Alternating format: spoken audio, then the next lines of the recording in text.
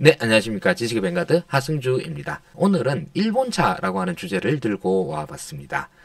세계적으로 또 일본차는 뭐 굉장히 이제 호평을 많이 받죠. 그런데 한국 시장에서는 일본차는 거의 나락 수준이라고 해도 과언이 아닐 것입니다. 들어오는 족족 망해서 나자빠지고 지금 현재도 뭐 도요타 렉서스만 조금 파는 수준이고요.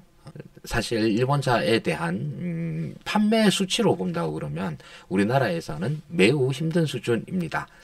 그럼 왜 우리나라에서는 이렇게까지 일본차들이 고전하고 있는가에 대해서 한번 짚어보도록 하겠습니다. 그동안 일본차들의 나락 순환기 이런 걸 한번 간단하게 한번 살펴보겠습니다. 그 스바루입니다. 스바루가 2012년도에 철수를 했는데요. 이때 딱 3년 버텼습니다. 우리나라에서. 근데 3년 동안 총 판매 대수가 1600대 팔았습니다. 연간 500대 수준이고요. 3년에 1600대라고 그러니까 우리나라에서 월간 판매량으로 뭐 좀 많은 차 같은 경우에 그랜저나 뭐 산타페 같은 경우에는 한 달에 그냥 10,000대씩 팔기도 하죠. 많이 팔 때는 20,000대씩도 팔고 한 차종이 월에 10,000대씩 팔 수 있는 시장인데 한 브랜드 전체가 3년 동안 1600대를 팔았다고 그러니까 처참하죠. 네. 그렇게 해서 스바루 같은 경우에는 특히 북미 시장에서 인기가 높은 차종이었는데 우리나라에서도 그렇게 해서 미국에서의 인기를 바탕으로 들어오기 전까지만 해도 기대한다라고 하는 이런 여론들이 많았었거든요. 그런데 들어오자마자 대폭망. 원인이 뭘까? 그렇죠. 뭐 여러 가지가 있겠습니다만 뭐 운도 안 좋았고요. 2009년에 들어서 2012년도에 나가서 2010년이구나. 이때 나왔었으니까 이때까지 이제 환율도 안 좋았고 뭐도 안 좋았고 뭐 핑계거리가 많았을 겁니다. 그럼에도 불구하고 너무 처참한 숫자 있죠. 그 스바루 뭐 박스 엔진에 사륜 구동에 뭐 이런 등등의 장점이 있었다고 그렇습니다만 우리나라에서는 아무 힘도 못 씀.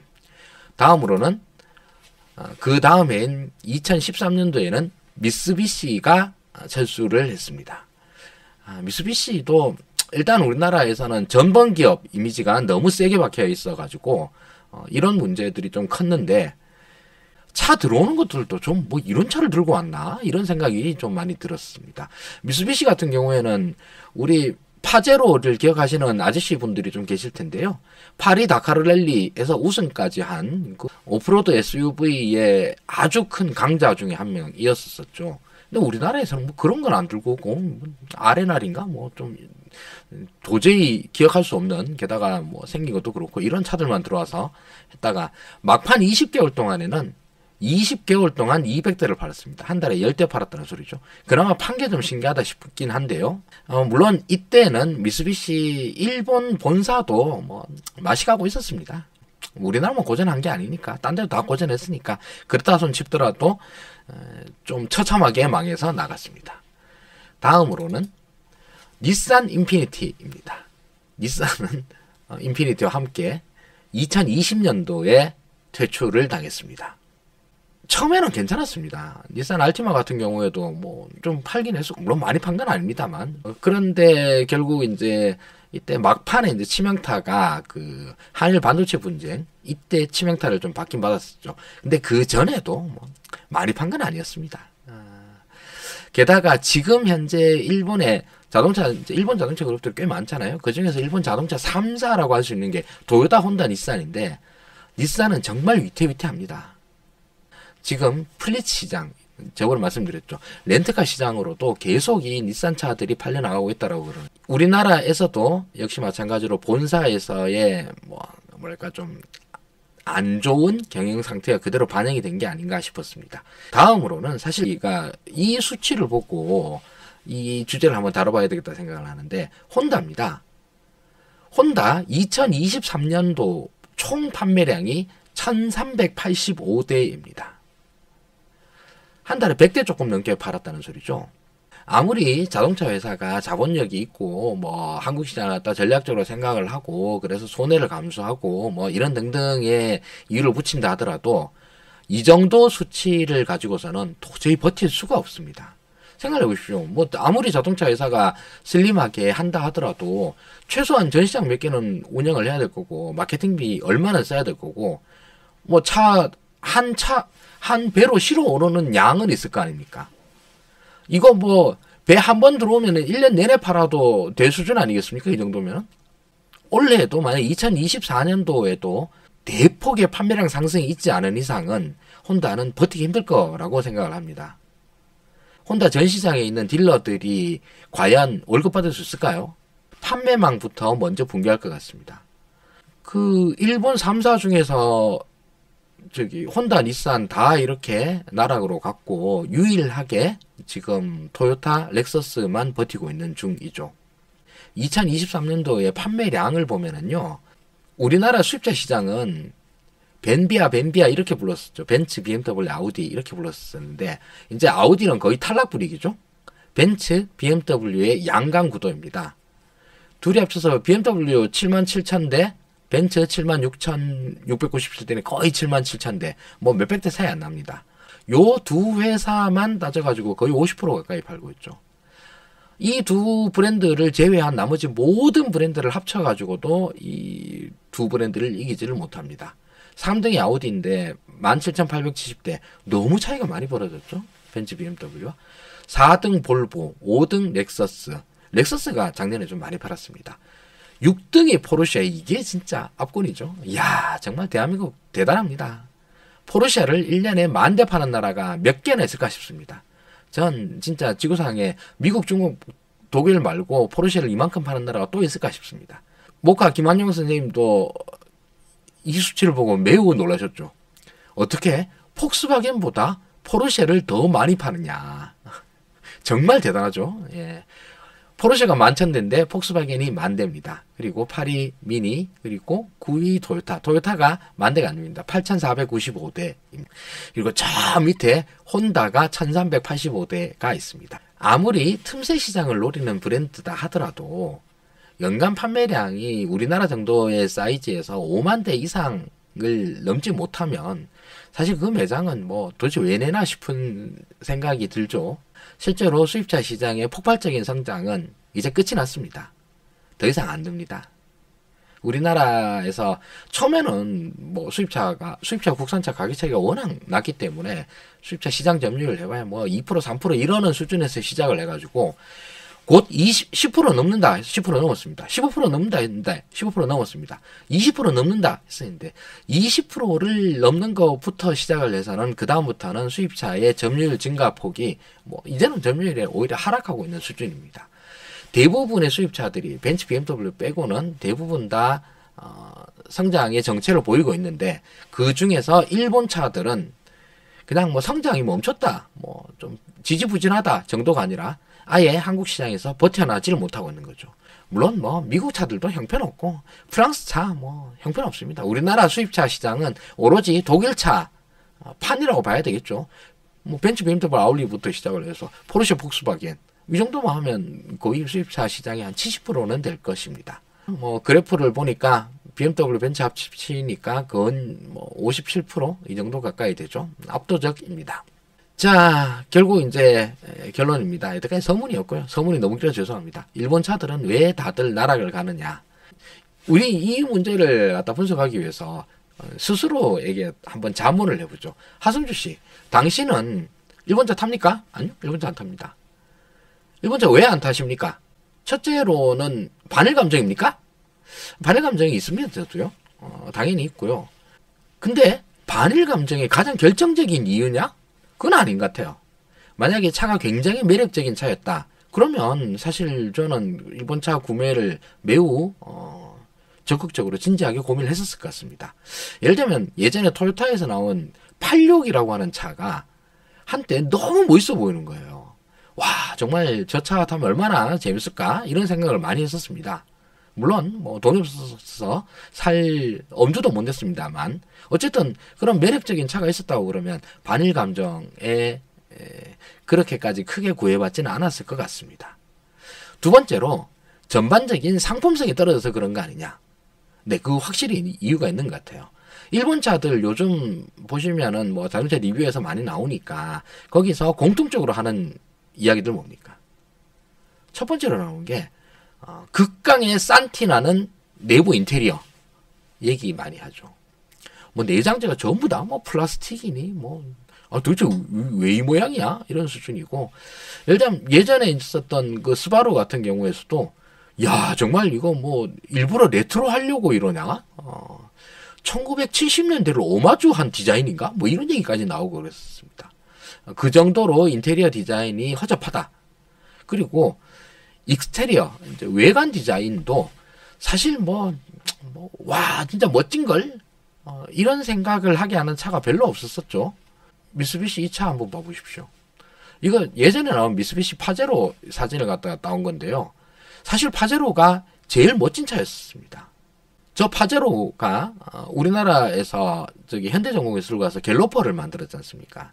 그래서 이제 그때까지만 해도 디자인이 괜찮았었는데, 우리나라에 들고 온 미쓰비시 차들을 보고 있었으면 정말 좀 한숨 나네 싶고, 그리고 YF 소나타로 충격을 받은 일본 차들이 우리도 저렇게 멋진 디자인 만들어야 돼 라고 하는 강박에서 만든 온갖 건담 디자인들, 이런 것들 보고 있으면 야 일본 차는 정말 좀, 아무리 내가 디자인 보는 눈이 없는 동네 아저씨라 하더라도 저 차는 너무 기괴하다 이런 생각이 들었습니다. 그래서 하이브리드 차 굉장히 좋아하는데, 토요타 프리우스는 순전히 못생겼다라는 이유로 단 한 번도 고려 대상에 오른 적이 없었습니다. 요번에 신형 나온 건 많이 예뻐졌더만요. 그래서 두 번째로 상품성이 별로 안 좋다. 이것도 아주 중요한 이유가 될 것 같습니다. 그런데 미국에서는 잘 팔리던데, 미국 사람들도 눈이 있을 텐데 못생긴 거 이런 거를 신경 안 쓰나?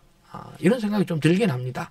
물론 이런 여러 가지 이제 인테리어, 익스테리어의 디자인이라든가 이런 것들도 있고, 딱히 예를 들면 고성능이라든가 엄청난 핸들링이라든가 연비라든가 이런 거에 대한 와우 포인트가 있었나?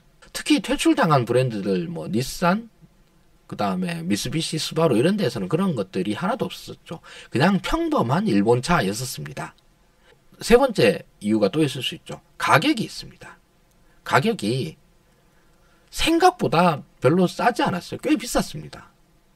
사실 일본 차에 대해서 고려를 하다가도 가격표를 보면 싶은 데다가, 일본 차들도 대부분 다 할인도 그렇게 많이 안 했거든요. 닛산이 이제 퇴출 당하기 직전에 있는 차들 떨이에서 팔아가지고 그때 좀 대박인 세일 한 번 정도 있었었나? 있고요. 혼다 작년에 저렇게 판매량이 날아간 게 더 이상 이제 할인 판매 안 한다, 정가제로 하겠다. 아니 그럼 그 비싼 차를 어떻게 사? 이래가지고 그 돈 주고 그 돈씨가 바로 나오는 거죠. 그런 것들도 있고요. 결국 이 가격이라고 하는 것들이 비교 대상이 있어야 되거든요. 우리나라에 만약에 일본 차들밖에 없다. 그래서 어코드 한 대에 4천만 원에 사시오. 그럼 이게 비싼 건지 싼 건지에 대한 비교 대상이 만약에 없다라고 그러면 그냥 다 그걸 사게 되겠죠. 그런데 우리나라에는 다른 여러 시장들과는 다른 매우 큰 특징이 있습니다. 바로 강력한 자국 브랜드입니다. 그 나라에 자국 브랜드가 강력한 나라 별로 없습니다. 헤아려 볼까요? 미국 있고요, 일본 있고요, 독일 있고요, 한국입니다. 프랑스 정도 쳐줄 수 있을까요? 네, 좋습니다. 이탈리아도 피아트가 있으니까 피아트 정도? 네, 이게 다네요. 그 다음으로 자국 브랜드로 센 데 있습니까? 없습니다. 이 점이 사실은 특히나 일본 대중 브랜드의 정착을 엄청나게 힘들게 만드는 가장 중요한 요소라고 생각을 합니다. 우리나라 국산차들, 특히 현대 기아차 같은 경우에는 사실 벤치마킹을 일본 차를 많이 했잖아요. 왜 그러냐면 현대 기아차는 목표가 사실은 미국 시장이었습니다. 미국 시장을 아시아 차로서 뚫어야 된다. 그러려고 그러면 선례가 뭐냐? 일본 차들이다. 일본 차들은 성공적으로 미국 시장에 안착했다. 그럼 일본 차에 뭘 배울까? 차를 어떤 식으로 만들고 어떤 점에 중점을 두고, 그리고 마케팅을 이렇게 하고, 그리고 미국 사람들이 좋아하는 차의 특징은 이런 거고, 이런 것들을 엄청 연구를 해서 만들었습니다. 그래서 한국 차들과 일본 차들의 성격이 좀 비슷하죠. 이 비슷한 차들이 실제로 미국 시장에서 싸우고 있습니다. 현대차 전체 매출 중에서 국내 매출보다 미국 매출이 훨씬 더 큽니다. 이제는 우리나라에서 현대기아차 합쳐서 100만 대 파는데 미국 시장에서 현대기아차 합쳐서 160만 대를 팝니다. 미국 시장에서는 현대기아차와 일본의 토요타, 혼다, 닛산차와 그대로 경쟁을 합니다. 그래서 토요타의 캠리, 혼다의 어코드, 닛산의 알티마, 현대 기아의 소나타 K5, 미국에서는 K5를 옵티마라고 부르죠. 캠리, 어코드, 알티마, 소나타, 옵티마, 이 5개의 차종이 중형 세단이지 않습니까? 이 세단이 가격이 비슷해요. 그렇게 큰 차이 안 납니다. 아래 위로 뭐 1000불 사이로 왔다 갔다 하는 사이에 다 포진되어 있습니다. 그러면 미국 시장에서 거의 같은 가격으로 한 비싸봐야 100만원 비쌀 겁니다. 그런 차들이 한국에 와서는 최소한 5, 600만원 이상은 더 비싸지 않나요? 그러면 똑같은 차가 미국에서는 가격 차이가 많이 나봐요. 100만원이나 칩시다. 100만원 나는데 한국에서는 500만원 차이 난다. 그럼 내가 왜? 사실은 차를 구매할 때 가성비라고 하는 거를 안 따질 수가 없지 않습니까? 오래 타는 차고 당장 또 꽤 큰 돈이고 하다 보니 저는 사실 일본 차를 나락 보낸 이유가 뭐냐? 그러면 강력한 국산차 때문이라고 생각을 합니다. 지금에 와서는 이 이야기가 너무 당연한 거 아니냐 싶기도 하고, 우리가 실제로 차에 대한 구매 결정을 할 때 이런 논리 프로세스를 따라가니까 그렇지만서도요, 처음 일본 차들이 한국 시장에 진출한다고 했었을 때 사실 그때 한국 시장에서의 반응은 매우 두려워함이었습니다. 일본 차 들어오면 작살이다. 일본 차의 경쟁력이 얼마나 뛰어난지 아느냐. 미국 시장에서의 일본 차 경쟁력을 봐라. 우리 다 보고 있지 않느냐. 거기서 현대기아 잽도 안 된다. 이제 국산차 시장 끝났다. 라고 다들 이야기했었습니다. 그런데 실제로는 그 반대가 되었었죠. 한미 FTA 한다고 했었을 때 그때도 똑같이 난리 났습니다.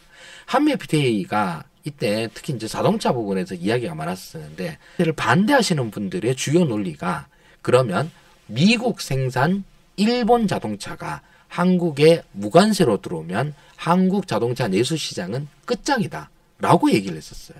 아주 많은 분들이 그렇게 얘기를 했습니다. 저는 그때도 말이 안 된다라고 생각을 했던 게, 똑같이 미국 시장에서 소나타 팔고 있었잖아요, 그때.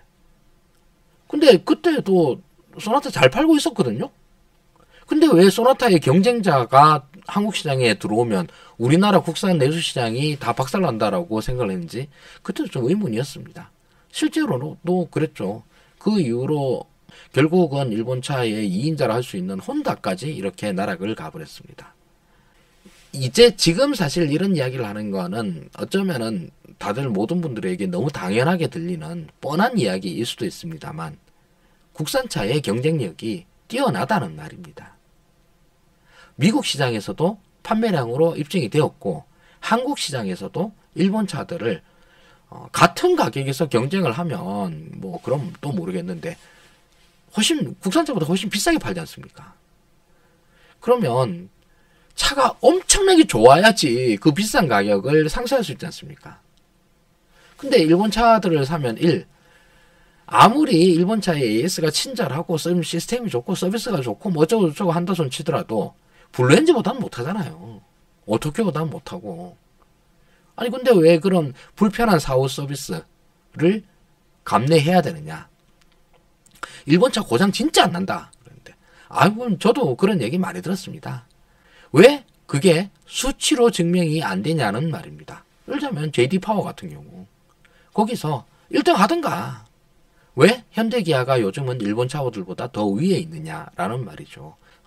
그리고 일본 차들이 품질이 좋다 하는 말도 토요타만 해당되는 이야기가 돼가는 것 같습니다.